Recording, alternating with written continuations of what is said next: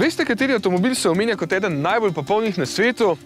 Ja, tudi Porsche, ampak če govorimo o takšnih, za vsak dan je to na večini seznamov Golf. GTI, da ga lahko tudi pritisnete, ko si zaželite. In v tem avtu si to dostikrat zaželite. Golfa ne bom posebej predstavljal, ker smo ga že večkrat imeli na testu, raje vam povem, zakaj boste hoteli imeti tega. Veliko jih je reklo, da je lep. Ne vem, meni ni nič posebnega, Golf pač.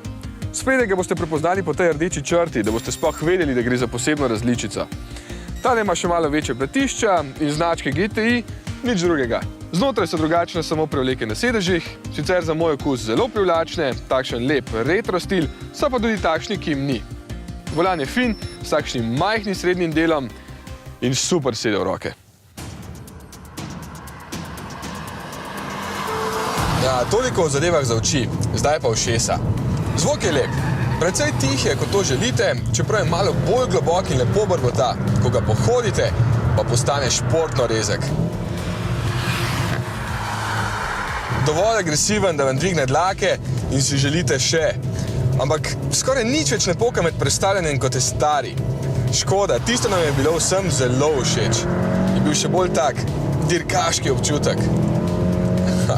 Na pol dirkaški občutek pričara tudi menjalnik, ko želite iz motorja iztisniti kar največ. DSG je hiter in poslušen, čeprav se včasih malo zmede, ko je hitro zaporedje zaviran in pospeševan na polno. Ampak je včasih tudi užitek pozabiti na prestavno ročico, čeprav bi jo sam še vedno včasih kar imel. Ne vem, še bolj pristen občutek je. In DSG čisto vedno cuka, ko speljujete, zato mi ni tako všeč. Še ena stvar je tukaj bolj pomembna, izbira pravega modela. Jaz pravim absolutno verzija performance. Pa ne samo zato, ker boste imeli spredaj na diskih napise GTI ali pa ker ima dodatnih 10 konjev več, ampak zato, ker ima večje diske in predvsem, ker ima spredaj zaporo diferencijala. Gre za elektronsko nadzorovano, ampak pravo zaporo diferencijala, ki lahko do 100% navora prenese na posamezno kolo. Takšen Golf je seveda le spredaj gnan avtomobil, zato je zelo pomembno, kako se ta moč prenaša na podlago in moram reči, da je tukaj vrhunsko.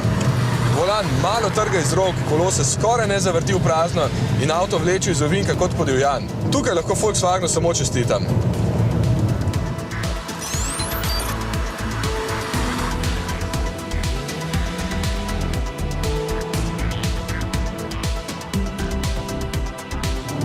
Ni mi pa jasno, kaj so naredili s podvozjem. Če je cesta lepa, je super. Avto se drži kot prilepljen, tudi občutek na volanu je fenomenalen. Ko nastanejo majhne luknje, jih presenetljivo lepo bleži. Ko zapeljete čez kakšno konkretno luknjo, pa tako ne bije in poči, da sem se v času tega testa že večkrat ustavil in enostavno šel pogledat, če je guma še gor. No, k sreči je vse celo in če so ceste ok, je tole res krasen avtomobil za vsak dan.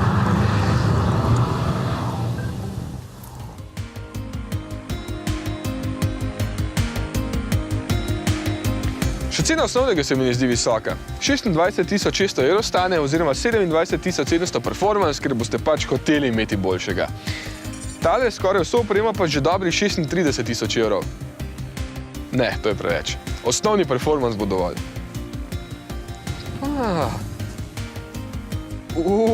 Danes pa namo več lačni, ja? Kila 99 ima. Čutam. Dobre, se splačal prijeti, ideš.